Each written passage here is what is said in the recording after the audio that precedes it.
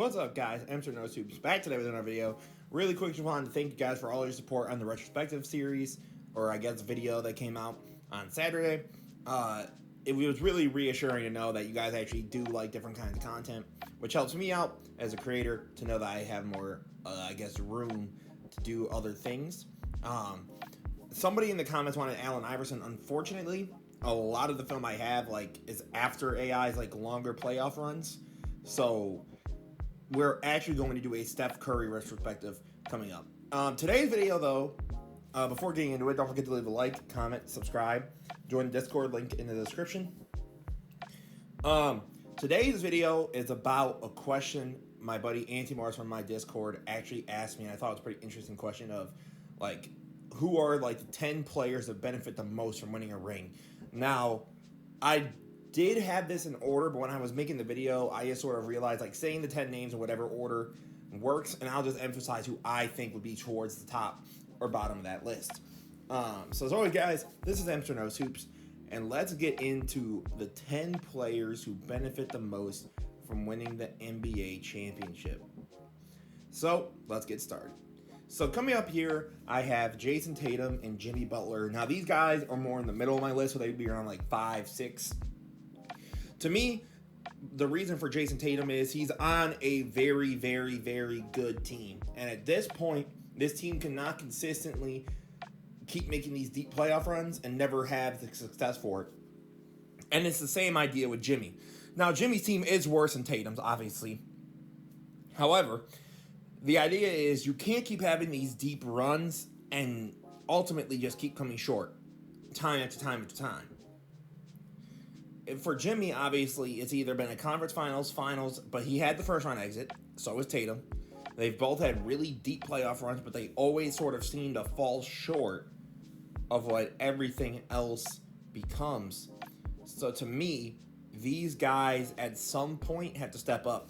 A guy who almost went in my list also was Jaylen Brown, just because of how he performed in that Eastern Conference Finals and how much everyone is on him because of the contract he has just received. Getting now the richest deal in NBA history for now, at least, because Tatum's got to get his extension, and obviously these other players are going to get maxes, super maxes, over time. So the way that Jaylen Brown's been getting, he almost made my list, but most of the names I have over him, I think make a lot more sense in terms of a benefit of a ring, because Jimmy's legacy, I think, along with Tatum's for sure, is bolstered tenfold, but from having a championship.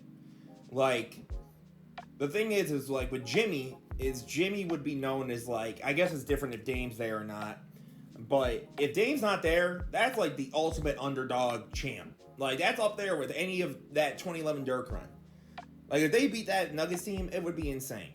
So to me, 2 of the 10 guys are going to be Tatum and Butler.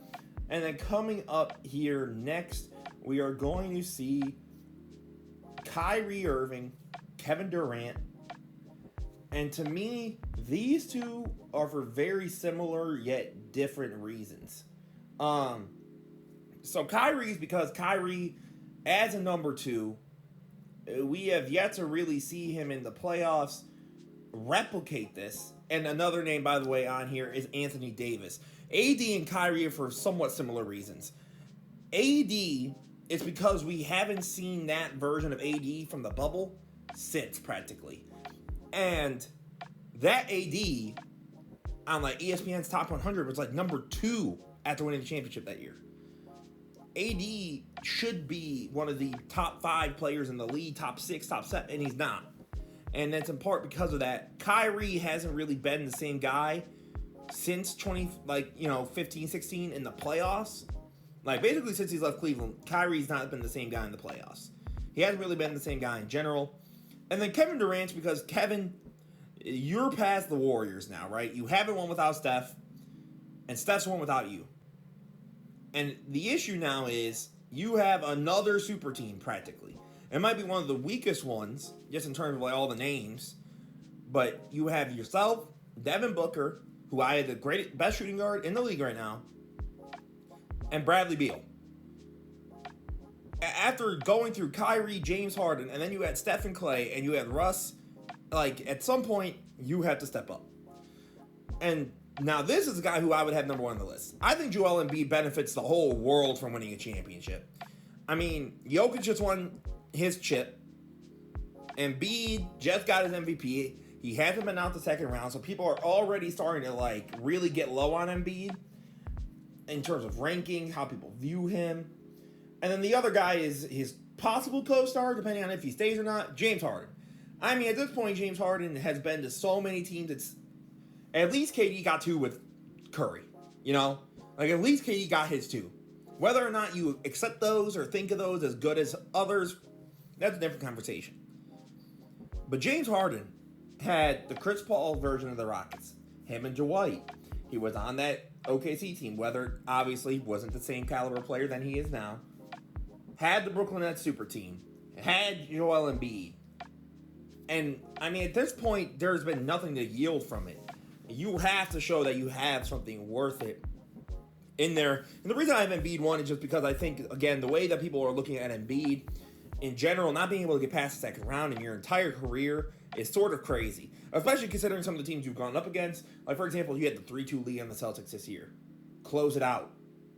Harden, in part, again, makes this list because he had a disaster class. But at the same time, if we're being honest, James Harden's also the reason that they were even up 3-2.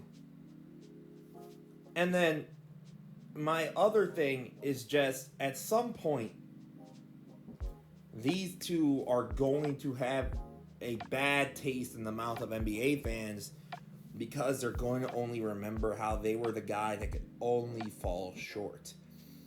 And then the other players I've got here are going to be a little bit more interesting. For me, I am going with the combo of Kawhi / Paul George. Because this Clippers team is a team that I believe, within the last couple of years, very much so could have won a championship.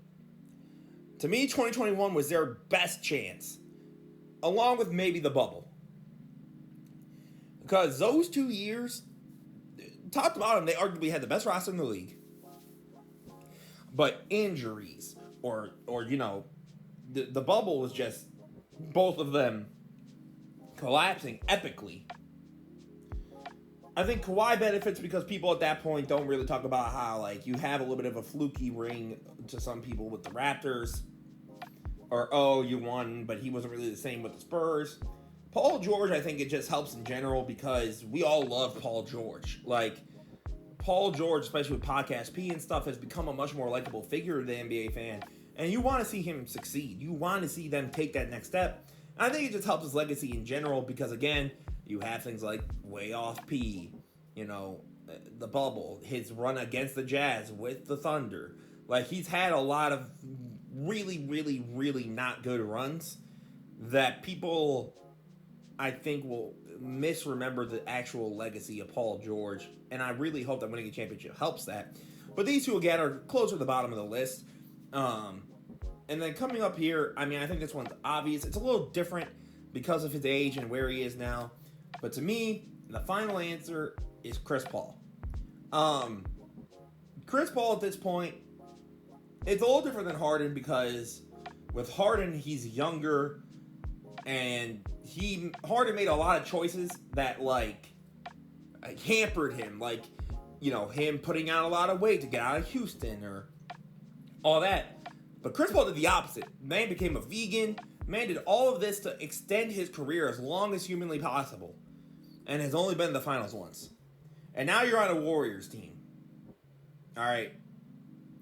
To me, this team can still be somewhat a contender. And if you go to this team, and then yet again you fall short. Again, it all depends, because he's not the same Chris Paul he is before. So he's a little lower on my list. He would be around the 9-10 spot.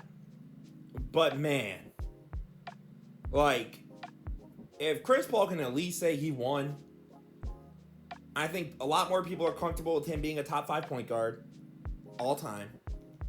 I think a lot more people view his career a little differently and understand a lot of the circumstances of why he never got to the finals like that.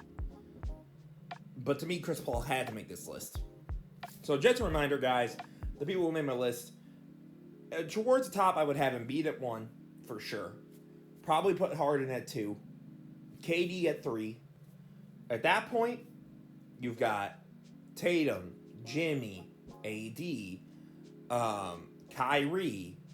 Like, to me, you're getting a certain tier of guys where they're either number ones that I think have to at some point bring the receipt of success, or a guy who we have hyped up a lot for a singular moment in time, so like AD and Kyrie for their finals and, their runs, respectively, and have sort of been able to live off that for a while, and they at some point kind of had to show that it wasn't just lightning in a bottle, that this is who they are as players, that they are this caliber of guy, and to me, that's important. Now, let me know what you guys think. Who do you think are the 10 players that benefit the most from a ring? Do you agree, disagree with the names I've given you?